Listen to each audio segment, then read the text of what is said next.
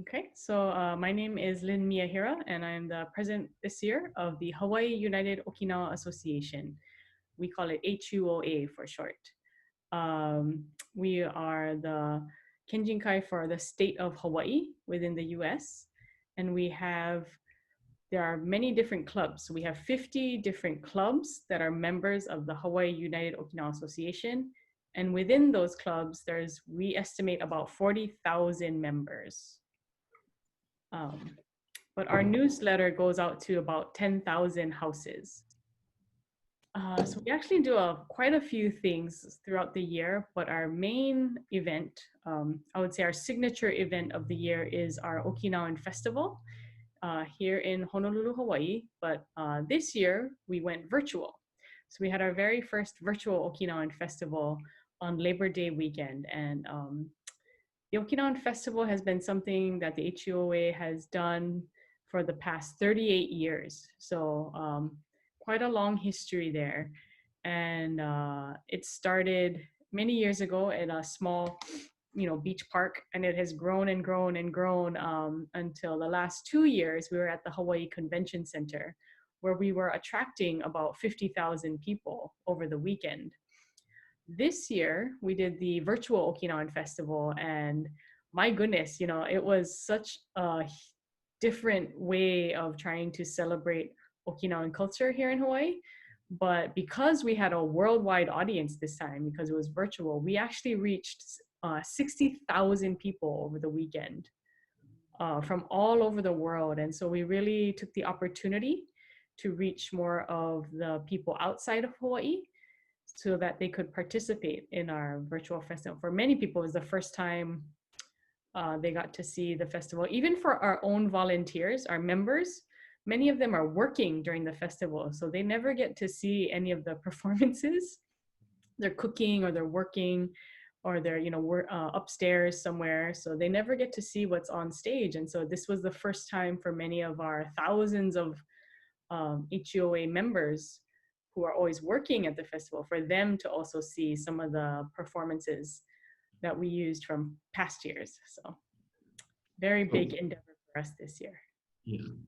So I know you said Besides the Okinawan Festival, we actually do quite a number of other events. Some of the other signature events we have are our Hawaii Okinawa High School Student Exchange Program.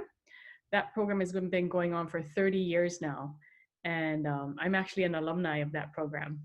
And we are able to send students from Hawaii to Okinawa, as well as welcome students from Okinawa to Hawaii. So it's one of the few international high school exchange programs where there's an actual exchange. Like, it's not a one-way program. And so I think that's something that makes it very unique. Another program that we do is our Children's Day Camp. This is we usually do it during the summer. This year we had to cancel it, unfortunately, as well as the exchange program. We also had to cancel that this year. But normally we invite many, children ages 7 to about 11 or 12. And we do a lot of cultural activities. They learn, a lot of them will have their first taste of maybe some Okinawan cultural performing arts. And we also have a lot of junior leaders who are 13 to high school, right?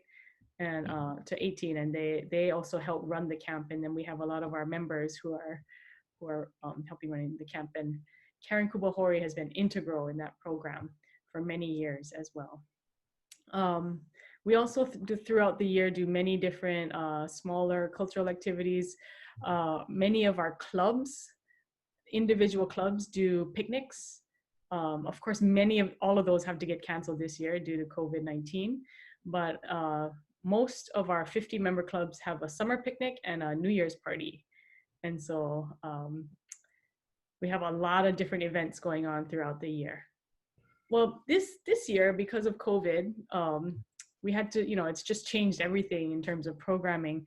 And so we started a weekly YouTube show called Yuntaku Live. And we used our YouTube platform, our Facebook and YouTube platforms, to interview a lot of our, we started with performing arts. So we wanted, the initial thought was, let's bring Okinawan music live Okinawan music to people's homes. And so we started doing that back in April. Actually, April 14th was our first show. And boy, did we get a really, really good, audience engagement with that. It was incredible.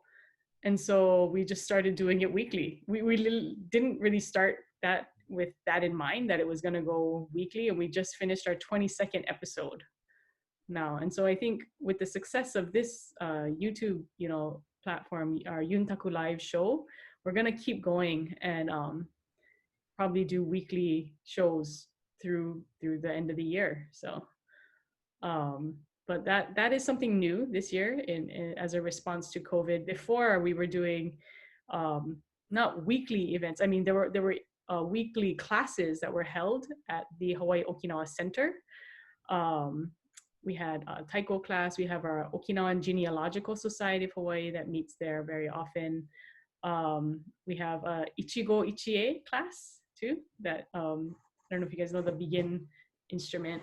We have sanchin classes, HOA sanchin classes, many things that were happening at the center that unfortunately this year we can't hold classes at the center this year. But I know many people are practicing at home. They're trying to do Zoom rehearsals or Zoom practices with each other. It's kind of difficult, but in times of crisis like this, I think we do what we can.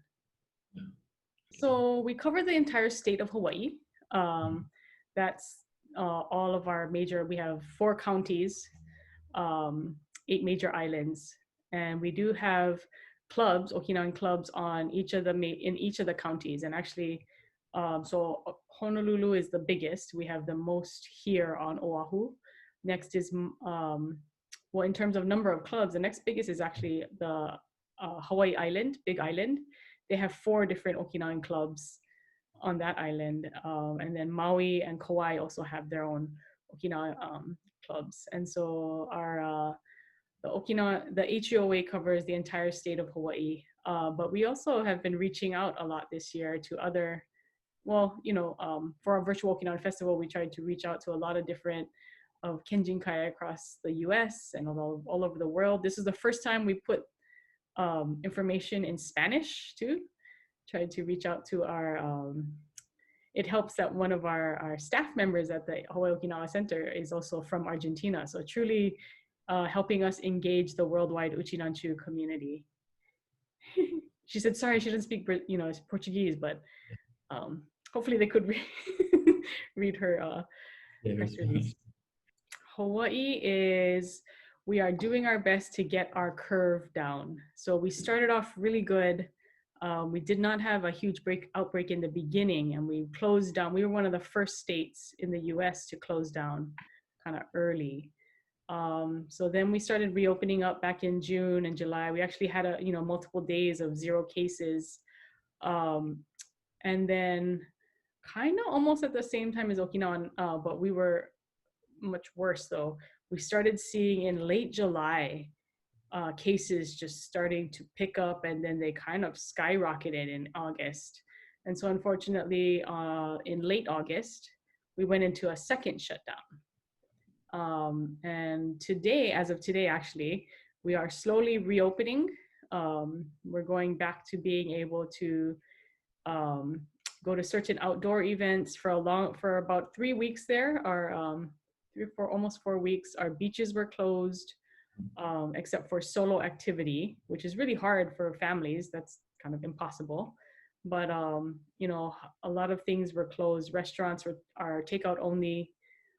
There's a lot of new rules in place, and things are still in flux. Our numbers are going down. So luckily that's, it's working. But we are still a little bit higher than we want to be. And so I think we'll continue to see a combination of different, levels of things being open and closed until the end of the year. That's my prediction. Sorry, but yeah, it's been a little bit tough for Hawaii in the last few months. Very much so. Our members, our very first board meeting via Zoom was done in late March. We had gone into a stay-at-home order in mid-March. and quickly had to figure out how are we going to do this, right? And it was a huge shift for many of our members. A lot of our board of directors are club presidents of the 50-member clubs. I would say a good handful are what we would consider senior citizens, but many of them figured it out. You know, they got somebody to help them, or they figured it out themselves, you know, how to get on Zoom, how to participate. You know, I love how a lot of people now know how to do our reactions like this for our meetings. And it's been quite an adjustment, but I'm very proud. I'm so proud of our board of directors and everybody in our community who has really stepped up and like learned new skills. So another big change that we did was, and this is something we were thinking of doing for a while, is we finally made an online marketplace, an online store for our association, where we could sell our Okinawan Festival t-shirts, our bone dance towels, our masks. We have HOA, I should have got my mask, but we have a small online marketplace that we can sell goods for. Right now, we're still selling just domestic, US domestic, but we on a case-by-case basis, we're able to ship to international destinations, but it's a little bit more complicated with the US tax, you know, the international shipping right now is. So, but those are two main things that I'm very proud of, that we are able to, everyone's kind of used to using Zoom now as a platform for meetings. Many of the clubs have been meeting on their own using Zoom. And so it's been definitely a shift in how we connect with each other. But I think, especially watching our virtual Okinawan Festival, I think there's aspects of the virtual that are really huge pluses, right? The fact that we can reach a worldwide audience. And so there's definitely aspects of our virtual platforms that are here to stay. I just want to say to all of our worldwide Uchinanchu community, you know, Okinawans are resilient. We're a resilient people. And don't worry, we'll get through this together. And I think we're finding new ways to connect with each other. And actually, this is giving us a chance to reach each other in even a broader sense. And so, for instance, we have a lot of our Uchinanchu community in South America, in Brazil, Peru, you know, Bolivia, Brazil, being able to connect with us via social media and online platforms. And that's just really exciting, especially, and for us, you know, those in LA and Atlanta, New York, Denver, Chicago, we're actually meeting each other for the first time online. And so this is one silver lining, I think, in our community, is that many of us, our younger generation, is stepping up and leading this effort, because it is not easy to start all of these new platforms and get everything online. So I just want to give a shout out. It's up to us, it's up to our younger generations to also step up and lead at this time. And I think I want to thank our older generations too for being flexible and for being willing to try new things. So, we have to get through this together.